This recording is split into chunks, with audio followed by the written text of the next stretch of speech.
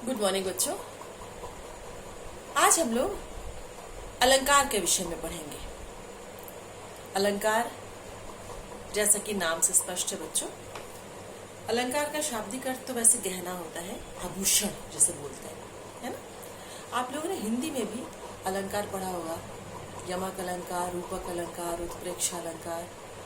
हिंदी में उसका अर्थ क्या हो जाता है कि किसी भी वाक्य की खूबसूरती को, सुंदरता को बढ़ाने के लिए जिन शब्दों का प्रयोग किया जाता है वो अलंकार की श्रेणी में आते हैं। संगीत में भी अलंकार होता है। संगीत में अलंकार का क्या स्थान है, इसकी क्या उपयोगिता है, इसके बारे में आज हम लोग पढ़ेंगे। संगीत जगत में अलंकार बहुत ही महत्वपूर्ण स्थान रखता है बच्चों।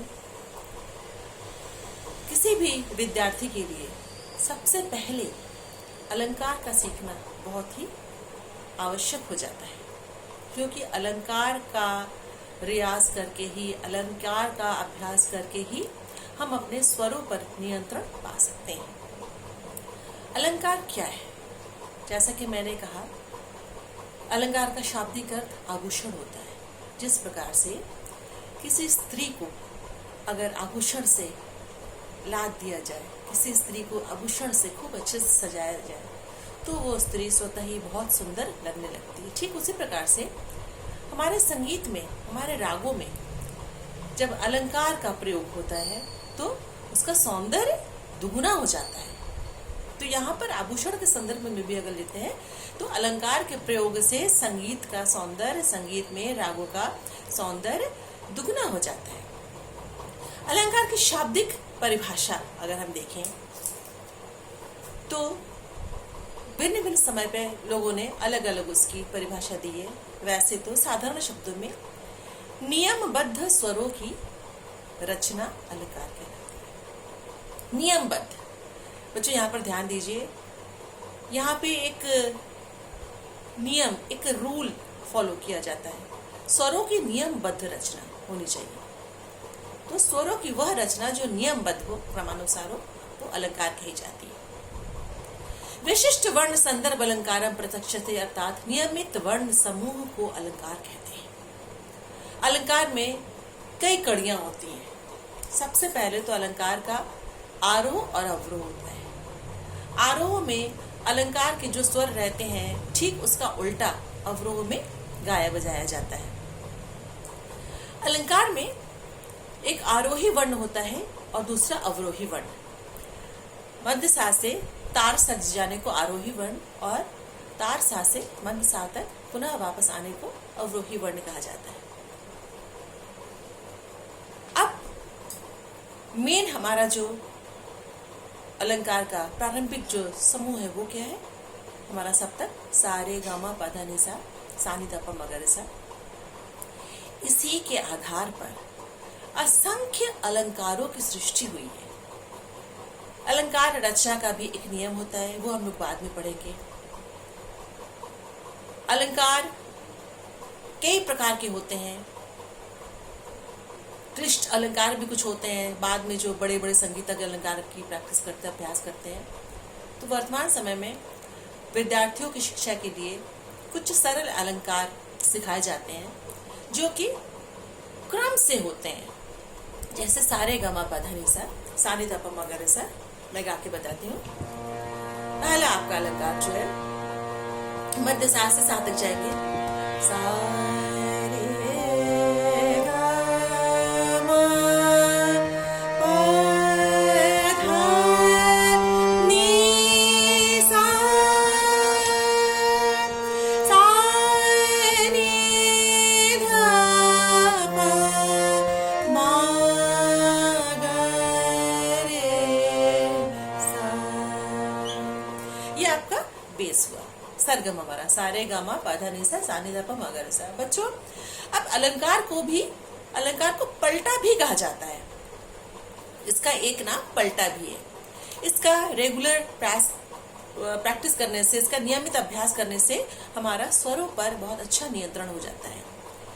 सारे गामा पा धा नि सा, इन 7 स्वरों को हर बार उलट पलट के विभिन्न प्रकार से गाने को अलंकार कहते हैं। अलंकार में विभिन्न प्रकार होते हैं। मुसलमान कुछ गायक थे, उनके विचार से प्रारंभिक विद्यार्थियों को अलंकार का खूब अभ्यास करना चाहिए, जिससे कि स्वर पर नियंत्रण होता है। लेकिन इसका कुछ विवाद भी था, कुछ लोगों ने इसका विरोध भी किया था। कुछ लोगों के अनुसार यदि अलंकार का बहुत ज्यादा रियाज किया जाए, बहुत ज्यादा अभ्यास किया जाए, तो उसमें गले में कुछ दोष आ जाते, कंठ में दोष भी आते हैं, जो कि जीवन भर बने रहते हैं और उनको हटाना मुश्किल होता है।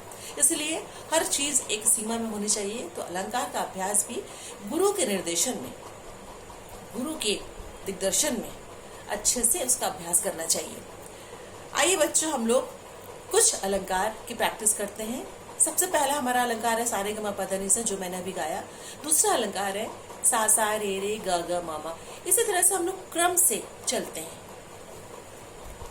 दूसरा अलंकार सा सा रे रे ग ग मामा पा प ध ध नी नी सा सा सा सा नी नी ध ध प प मामा ग ग रे रे सा सा। ये आपका दूसरा अलंकार है। अब अलंकार रचना करना अगर आप चाहें तो ये सा सा था, इसके बाद आप सा सा सा रे रे रे, सा सा सा सा रे रे रे रे, वो आपकी इच्छा अनुसार है। आप किसी भी तरह से सातों स्वरों से विभिन्न प्रकार के अलंकारों की रचना कर सकते हैं। लेकिन यहाँ पर प्रारंभिक विद्यार्थियों की सुविधा को देखते हुए हम लोगों ने कुछ खास अलंकार तैयार किए हुए हैं, जो विद्यार्थियों की सुविधा के लिए सिखाए जाते हैं।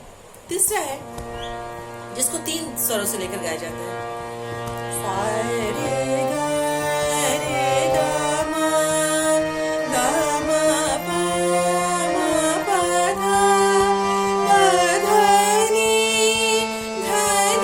सा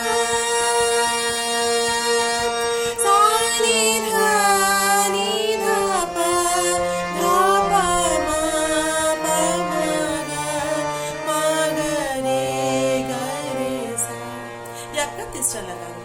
अब चौथा अलंकार, इसी में से हम चौथा स्वर बढ़ा देंगे। अभी था सारे गा रे गा मा, अब सारे गा मा रे गा मा पा। बच्चों ध्यान दीजिए, हमारा जो क्रम जाता है ऊपर, ठीक उसका उल्टा वापस आता है। सारे गा मा रे गा मा पा गा मा पा धा मा पा ध नी सा सा नी धा प री धा पा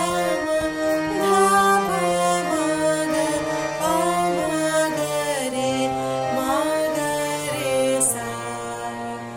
अब आगे बढ़ते हैं। अब हम 4 से बढ़ा के से संख्या 5 करते हैं। सा रे गा मा पा रे गा मा पा धा गा मा पा ध नी मा पा ध नी सा सा नी धा प मा नी धा प मा गा धा प मा ग रे पा मा ग रे सा। एक अलंकार और बोलते हैं, सारे सारे गा रे गा मा गा मा गा मा पा मा पा मा धा पा धा नी सा सा नी धा नी धा पा धा पा मा गा मा ग रे सा। तो बच्चों, अभी इस समय के लिए इस कक्षा में हम लोग सिर्फ इतने ही अलंकारों का अभ्यास करते हैं। अब हम आगे विभिन्न प्रकार के अलंकार किस तरह से बना सकते हैं, ये अगली कक्षा में हम आपको बताएंगे। फिलहाल आप बच्चों का काम है इस अलंकार को बहुत ध्यान से सुनना और नियमित इसका अभ्यास करना। बच्चों, इसी अलंकार पर पूरा आपका संगीत टिका हुआ है। आप संगीत विषय के रूप में लेना चाहते हैं तो आपको नियमित रूप से अलंकार का अभ्यास करना अत्यंत आवश्यक है। तो आज से ही अलंकार पढ़िए, अलंकार को समझिए और घर में अलंकार की खूब प्रैक्टिस करिए। ठीक है बच्चों, घर में रहिए, सुरक्षित रहिए, स्वस्थ रहिए।